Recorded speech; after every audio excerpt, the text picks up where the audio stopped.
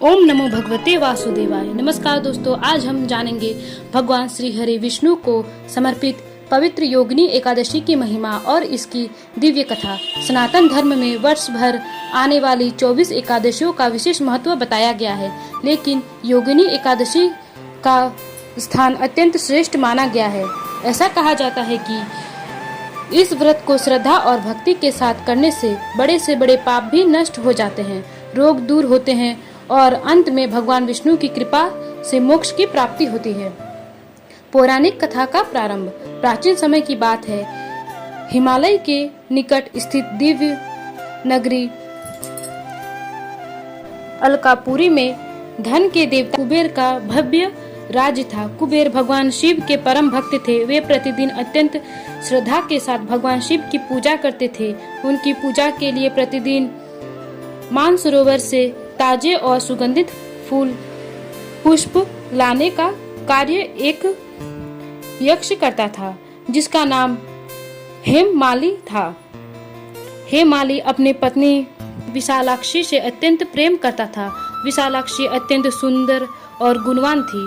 दोनों का दाम्पत्य जीवन सुखपूर्वक बीत रहा था, लेकिन एक दिन यही प्रेम हेममाली के लिए संकट का कारण बन गया। एक दिन हेममाली फूल लेने तो गया, लेकिन अपनी सुंदर पत्नी के प्रेम में आकर्षण में इतना खो गया कि समय का ध्यान नहीं रह गया। वह समय पर भगवान शिव की पूजा के लिए पुष्प लेकर नहीं पहुंचा। उधर पूजा का समय निकलता जा रहा था और कुबेर भगवान शिव के आराधना के लिए प्रतीक्षा कर रहे थे। जब काफी देर हो गई तो कुबेर ने अपनी सेवकों को हेममाली का पता लगाने के लिए भेजा।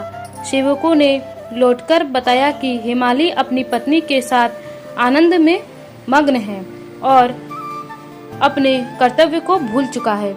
यह सुनकर कुबेर अत्यंत क्रोधित हो गया। उन्होंने तुरंत हेममाली को अपने दरबार में बुलाया।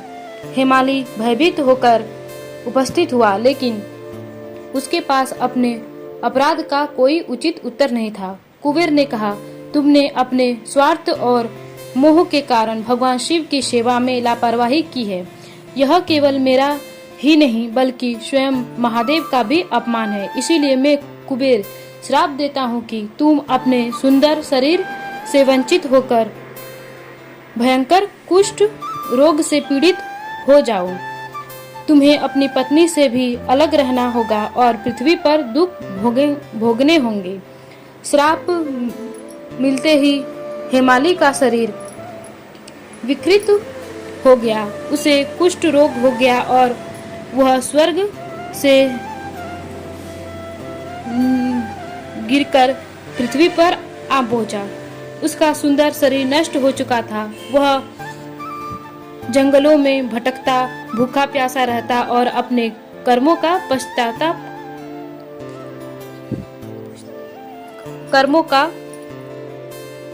पछता रहा था। उसे अपनी गलती का गहरा पश्चाताप होने लगा। कई वर्षों तक कष्ट सहने के बाद एक दिन वह भटकते भटकते महान ऋषि मार्कंडे के आश्रम में पहुंचा। महर्षि मार्कंडे अत्यंत दयालु और त्रिकादर्शी थे। उन्होंने हेममाली की दुख स्थिति देखकर पूछा, वत्स, तुम्हारी यह दशा कैसे हुई? हेममाली ने हाथ जोड़कर अपनी पूरी कहानी सुनाई। उसने स्वीकार किया कि उसे अपने कर्तव्य की अपेक्षा की थी और उसी कारण उसे यह श्राप मिला। महर्षि मार्कंडे ने कहा, तुमने अपना अपराध स्वीकार कर लिया है और तुम्हें अपने कर्मों का पश्चाताप भी है। यदि तुम अपने पापों से मुक्ति चाहते हो तो आषाढ़ कृष्ण पक्ष की योगिनी एकादशी का व्रत पूरे नियम और श्रद्धा से करो।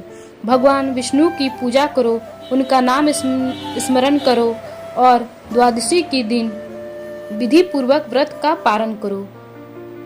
हेममाली ने ऋषि की आज्ञा का पालन किया। जब योगिनी एकादशी आई तो उसने पूर्व श्रद्धा, संयम और भक्ति के साथ व्रत रखा। दिन भर भगवान विष्णु का ध्यान किया, मंत्रों का जाप किया और रात भर जागरण कर भगवान की भक्ति में लीन रहा। अगले दिन द्वादशी को उसने विधि पूर्वक व्रत का पारण किया। भगवान विष्णु की कृपा से उसी क्षण उसका कुष्ठ रोग समाप्त हो गया। उसका शरीर पहले की तरह सुंदर और तेजस्वी हो गया। उसे अपनी सभी पापों से मुक्ति मिल गई। इसके बाद वह पुनः अलकापुरी लौटा। कुबेर ने जब उसे स्वस्थ और दिव्य रूप में देखा तो अत्यंत प्रसन्न हुए। उन्होंने हेमाली को क्षमा कर दिया और उसे फिर से अपने सेवा कार्य में नियुक्त कर लिया। हेमाली अपनी पत्नी विशालक्षी से भी मिल गया और दोनों ने भगवान विष्णु तथा भगवान शिव की भक्ति करते हुए सुखपूर्व जीवन बिताया। योगिनी एकादशी का महत्व। शास्त्रों में कहा गया है कि योगिनी एकादशी का व्रत 88,000 ब्राह्मणों को भोजन कराने के समान पुण्य प्रदान करता है। इस व्रत के प्रभाव से मनुष्य के सभी पाप नष्ट होते हैं, रोग दूर होते हैं, परिवार में सुख शांति आती है और जीवन में सकारात्मक परिवर्तन होते हैं। जो व्यक्ति श्रद्धा से यह व्रत करता है उसे भगवान विष्णु की विशेष कृपा प्राप्त होती है।